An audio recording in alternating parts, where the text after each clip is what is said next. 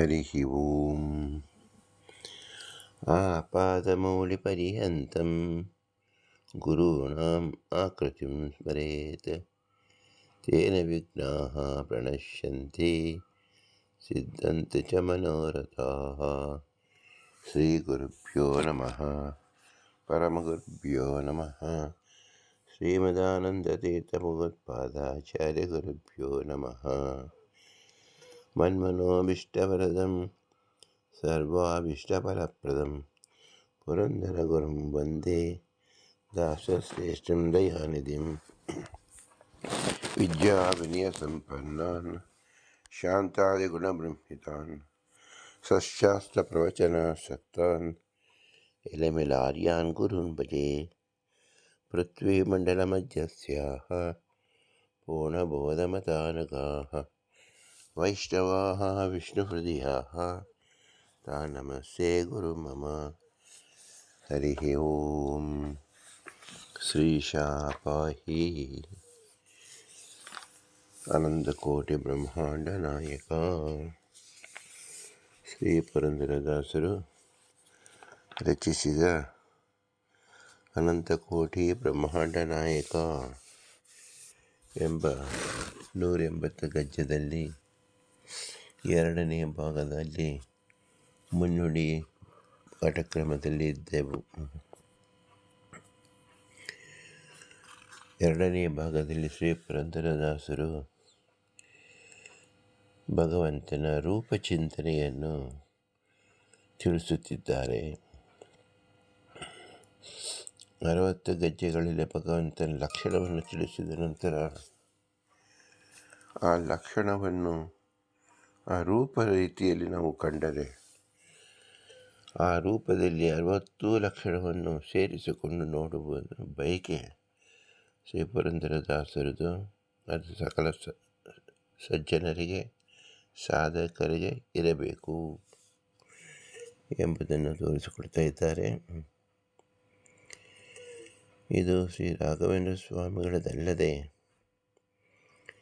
ಎಲ್ಲ ಭಗವದ್ಭಕ್ತರು ನಮ್ಮ ಗುರು ಹಿರಿಯರು ಇದೇ ಮಾರ್ಗದಲ್ಲಿ ಚಲಿಸಿದ್ದಾರೆ ಎಂಬುದನ್ನು ಸಹ ತೋರಿಸ್ತಾ ಇದ್ದಾರೆ. ಪ್ರಾತಃ ಸಂಕಲ್ಪ ಗದ್ಯದಲ್ಲಿ ಶ್ರೀಮದ್ ರಾಘವೇಂದ್ರ ತೀರ್ಥರು ಶ್ರೀ ಮಹಾಲಕ್ಷ್ಮಿ ಹಾಗೂ ಮುಖ್ಯ ಪ್ರಾಣದೇವರು ಗುಣ ಉಪಾಸನೆಯಲ್ಲಿ ವೇದೋಕ್ತ ಹಾಗೂ ವೇದ ಅನನುಯುಕ್ತ ಎಂದು ಹೇಳಿರುತ್ತಾರೆ.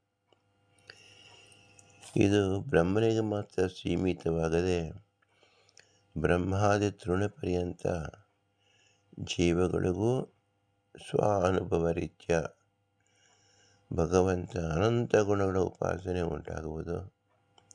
ಇಂತಹ ಯಾವುದೇ ಅನುಭವವನ್ನು ವೇದ ಲೇಖನಿಸಲಾರದು. ಅಂದರೆ ಸಾಧಾರಣವಾಗಿ ಜೀವನಿಗೆ ಸುಖ ದುಃಖವಿರುತ್ತದೆ ಎಂದು ಶ್ರುತಿ ಸ್ಮೃತಿಗಳು ವೇದ ಹೇಳಿದ್ದರೂ ಸಹ ಆ ವೇದನೆಯ ಅನುಭವ ರೀತಿ ಯಾರಿಗೆ ತಿಳಿಯುತ್ತೆ? ಅನುಭವಿಸಿದವರಿಗೆ ಮಾತ್ರ ತಿಳಿಯುತ್ತೆ. ದುಃಖವಾಗಲಿ ಸುಖವಾಗಲಿ ಅವರವರ ಸುಖ ಅವರವರ ದುಃಖ ಅವರಿಗೆ ಮಾತ್ರ ಮೀಸಲಾಗಿರುತ್ತದೆ. ಇದನ್ನು ವೇದದಲ್ಲಿ ಹೇಳಲು ಸಾಧ್ಯವಿಲ್ಲ. ಆದ್ದರಿಂದ ವೇದದಲ್ಲಿ ಉಕ್ತವೂ ಆಗಿದೆ, ವೇದ ಅನುಕ್ತವೂ ಆಗಿದೆ ಅಂತ ಎರಡು ರೀತಿಯನ್ನು ತಿಳಿಯಬಹುದು. ಸಕಲ ಜೀವರು ದುಃಖಿಗಳು ಎಂಬುದಾಗಿ ಹೇಳಲ್ಪಟ್ಟಿದ್ದಾರೆ. ಆ ದುಃಖದ ಕ್ರಮ, ದುಃಖದ ಆಚೆ, ದುಃಖದ ಆಳ, ಸುಖದ ಆಳ, ಸುಖದ ವ್ಯಾಪ್ತಿ ಇದನ್ನು ತಿಳಿಸುವಾಗ ಅವರವರ ಆಯಾ ಜೀವನ ಅನುಭವವೇ ಮುಖ್ಯವಾಗುತ್ತದೆ. ಯಾವ ಜೀವನ ಅನುಭವವನ್ನು ಶಬ್ದ ರೂಪದಲ್ಲಿ ವರ್ಣಿಸಲು ಅಸದಳವು. ವರ್ಣಾತ್ಮಕವೆಂದಾಗ ವೇದ ಶಬ್ದಗಳೇ ಆಗಿರುತ್ತದೆ.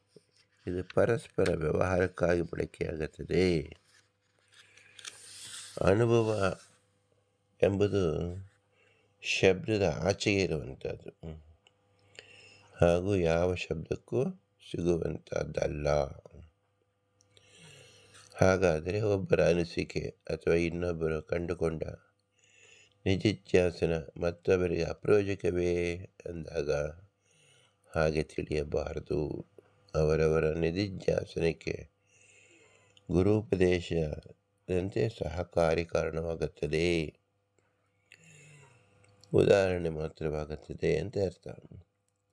ಇದನ್ನು ದೃಷ್ಟಾಂತ ಎನ್ನಬೇಕು. ಒಬ್ಬರ ದೃಷ್ಟ ಅಂದರೆ ಪ್ರತ್ಯಕ್ಷ ಅನುಭವ ಮತ್ತೊಬ್ಬರಿಗೆ ಶಬ್ದದ ಮೂಲಕ ಅನುಸಂಧಾನಕ್ಕೆ ಸಾಧ್ಯವಾಗುವುದು. ಅನುಭವ ಮತ್ತು ಅನುಭವದ ಅಡುಗೆಯ ಮಾಡಿ ಅನುಭಾವಿಗಳು ನೀವೆಲ್ಲ ಕೂಡಿ. ಇದು ಕೇವಲ ಸುಖ ದುಃಖ ಎಂಬ ಎರಡು ಶಬ್ದಗಳನ್ನು ಬಳಸಿದರೂ ಸ್ವಾತಂತ್ರ್ಯ ಮತ್ತು ಪಾರತಂತ್ರ್ಯಂ ಚ ದ್ವಿವಿಧಂ ತತ್ವಮಿಷ್ಯತೆ ಎಂದು ತತ್ವಸಂಖ್ಯಾನದಲ್ಲಿ ಶ್ರೀ ವೇದವ್ಯಾಸರೇ ತಿಳಿಸಿಕೊಟ್ಟಿದ್ದಾರೆ. ಶ್ರೀಮದಾನಂದ ಅದಕ್ಕೆ ಭಾಷ್ಯವನ್ನು ಬರೆದಿದ್ದಾರೆ. ಶ್ರೀಮದಾನಂತೀರ್ಥರು ಇದು ಮೂಲ ಪಂಚರತ್ನದಲ್ಲಿರತಕ್ಕಂಥದ್ದನ್ನು ಸಂಗ್ರಹ ಮಾಡಿದ್ದಾರೆ. ಸಂಗ್ರಹ ಮಾಡುವಾಗ ಸ್ವತಂತ್ರಂ ಪಾರತಂತ್ರ್ಯಂ ಚ ಅಂತ ಎರಡು ತತ್ವವನ್ನು ಮಾತ್ರ ಹೇಳಿದ್ದಾರೆ. ಆದರೆ ತತ್ವಗಳು ಅನಂತ ಇದೆ, ಎರಡು ಭಾಗದಲ್ಲಿದೆ. ಸ್ವತಂತ್ರ ತತ್ವ ಮತ್ತು ಪರತಂತ್ರ ತತ್ವ ಎಂದು ಹೇಗೆ ವಿಭಜನೆ ಮಾಡಿದರೋ ನಮ್ಮ ತಿಳಿಯಲು ಶುರುವಾಗಿ ಪ್ರತಿ ಜೀವನ ಪಾರತಂತ್ರ ತತ್ವ ಭಿನ್ನವಾಗಿಯೇ ಇದೆ. ಅದು ಇದರಲ್ಲಿ ಸ್ಥೂಲ ರೂಪವಾಗಿ ಬಂದಿರುತ್ತದೆ ಹೊರತು ಆಯಾ ಜೀವನ ವೈಯಕ್ತಿಕವಾಗಿ ಅವರೇ ತಿಳಿದುಕೊಳ್ಳಬೇಕಾಗುತ್ತದೆ. ನಿಮ್ಮ ಅನಿಸಿಕೆಯ ರೂಪವಾದ ಈ ಗ್ರಂಥ ನಾನು ಯಾಕೆ ಓದಬೇಕು ಅಂತ ತಿಳಿದುಕೊಳ್ಳಬೇಕು. ನಿಮ್ಮ ಅನುಭವ ನಮ್ಮ ಅನುಭವ ಭಿನ್ನವಾಗಿರುವಂಥ ಯಾರು ಯಾವುದೇ ಗ್ರಂಥವನ್ನು ಅವಲೋಕಿಸಬಾರದು. ವೇದವನ್ನು ಹೇಗೆ ಅಧ್ಯಯನ ಮಾಡಬೇಕು ಎಂಬ ಬಹುದೊಡ್ಡ ಸಮಸ್ಯೆ ಎದುರಾಗಬಹುದು. ಹೀಗೆ ಹೇಳಿದಾಗ ಇದಕ್ಕೆ ಉತ್ತರ ಹೀಗಿರುತ್ತೆ. 10 ಜನರು ಊಟಕ್ಕೆ ಕುಳಿತಿದ್ದಾಗ ಎಲ್ಲರೂ ಒಂದೇ ರೀತಿಯ ಪಾಯಸ ಸವಿದರೂ ಅವರಿಗೆ ಆಗುವ ಆನಂದದಲ್ಲಿ ವ್ಯತ್ಯಾಸ ಇರುತ್ತದೆ. ಎಲ್ಲರೂ ಚೆನ್ನಾಗಿದೆ ಅನ್ನುತ್ತಾರೆ. ಯಾರು ಚೆನ್ನಾಗಿದೆ, ಹೇಗೆ ಚೆನ್ನಾಗಿದೆ ಎಂಬುದು ವರ್ಣಾತೀತವಾದುದು. ಆದರೂ ವರ್ಣದ ಬಳಕೆಯಿಂದ ತೃಪ್ತಿಪಡಿಸುವಂತೆ ಭಗವಂತ ಅವನ ಗುಣಗಾನವನ್ನು ಯಾರೇ ಹೇಳಿದರೂ ಅದನ್ನು ಎಲ್ಲರೂ ಅನುಮೋದಿಸುವರು. ಎಲ್ಲರೂ ತಮ್ಮ ಅಭಿರುಚಿ ಅದಕ್ಕೆ ತಕ್ಕಂತೆ ಅನುಭವಿಸುವರು. ಎಲ್ಲರಿಗೂ ಸುಖದಾಯಕವಾಗಿಯೂ ಕಂಡರೂ ಪ್ರತಿಯೊಬ್ಬರದು ಭಿನ್ನವಾಗಿಯೇ ಇರುತ್ತದೆ. ಇದು ಆ ಭಗವಂತನ ಗುಣವಿಶಿಷ್ಟತೆ. ಇದನ್ನು ನಾವು ಸರ್ವತ್ರ ತಿಳಿಯಬಹುದು. ಎಲ್ಲರ ಆನಂದ ಭಗವಂತನ ಅಧೀನದಲ್ಲಿರುತ್ತದೆ. ಉತ್ತಮರ ಅಧೀನದಲ್ಲಿ ಲೋಕದಲ್ಲಿ ಅಧಮರು ಇರುವಂತೆ ಆನಂದ ತಾರತಮ್ಯವನ್ನು ಹೊಂದಿಸಿಕೊಳ್ಳಬೇಕು. ಒಂದೇ ತಾರತಮ್ಯ ಕಕ್ಷೆ ಎಂದು ಹೇಳಿದರೂ ಸಹ ಸೂಕ್ಷ್ಮವಾಗಿ ಆನಂದ ತಾರತಮ್ಯ ಇದ್ದೇ ಇರುತ್ತದೆ. ಕೇವಲ ಸಾದೃಶ್ಯ ಅಪೇಕ್ಷೆಯಿಂದ ಒತ್ತಟ್ಟಿಗೆ ತೋರುತ್ತದೆ ಅಷ್ಟೇ.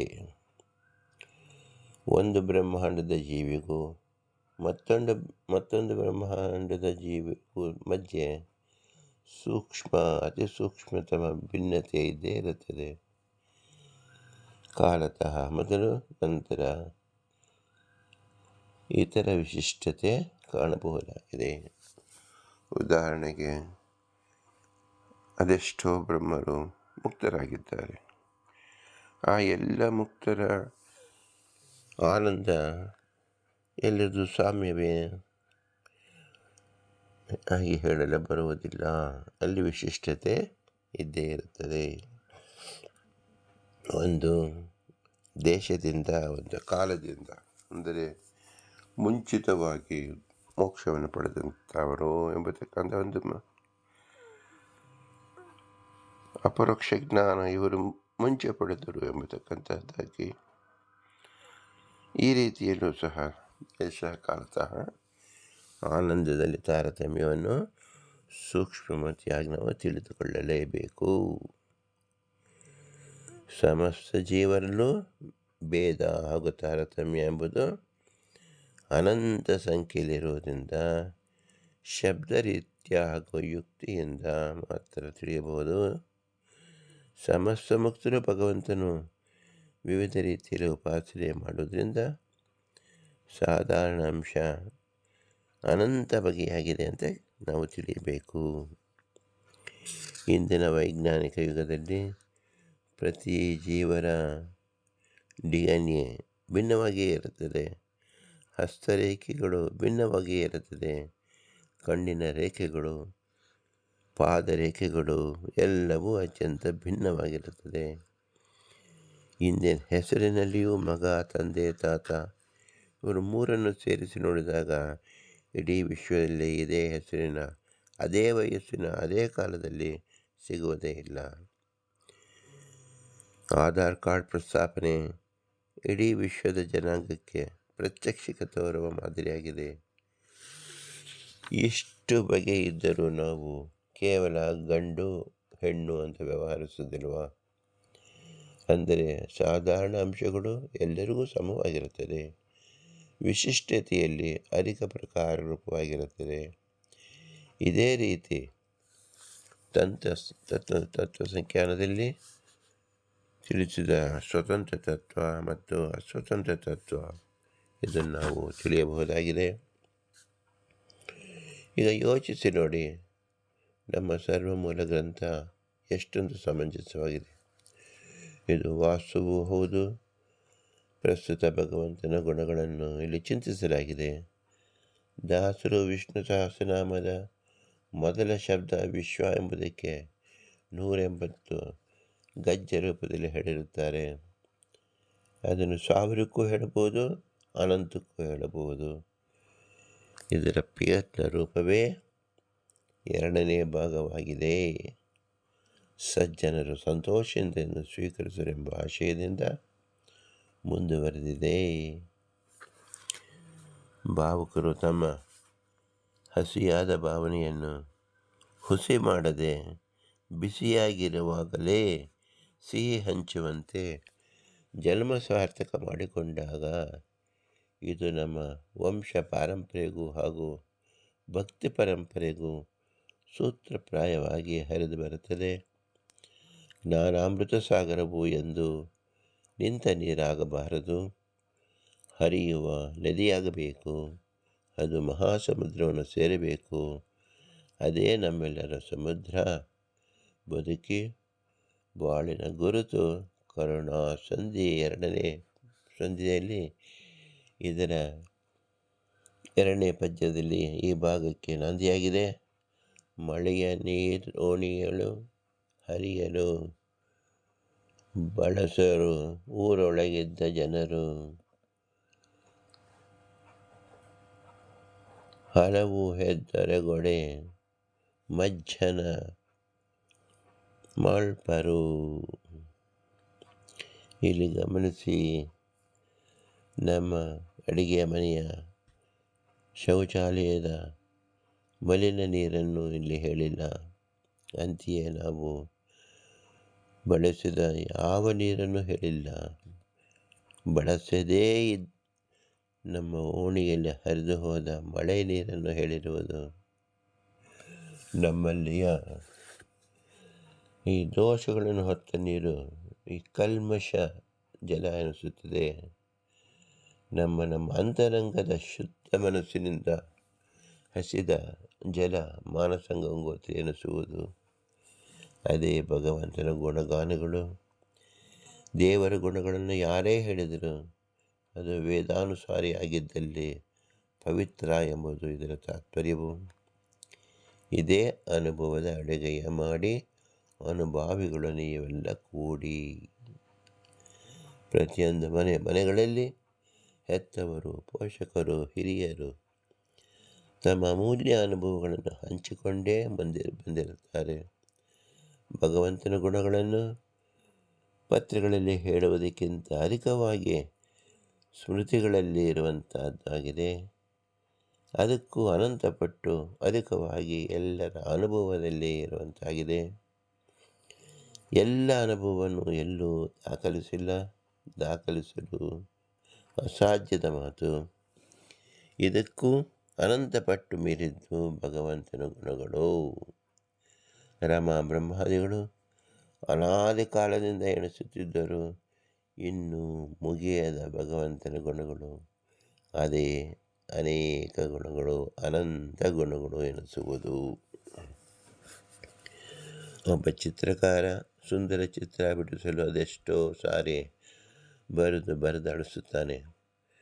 ಅಳಿಲು ರಾಮ ಸೇತುವೆಗಾಗಿ ತಂದ ಮರಳು ಕಾಳದೆಷ್ಟೋ ಬಾರಿ ಮತ್ತೆ ಸಮುದ್ರಕ್ಕೆ ಮುಳುಗಿದವು. ಆದರೂ ಯಾವ ಅಳಿಲುಗಳು ತಮ್ಮ ಪ್ರಯತ್ನ ಬಿಡಲಿಲ್ಲ.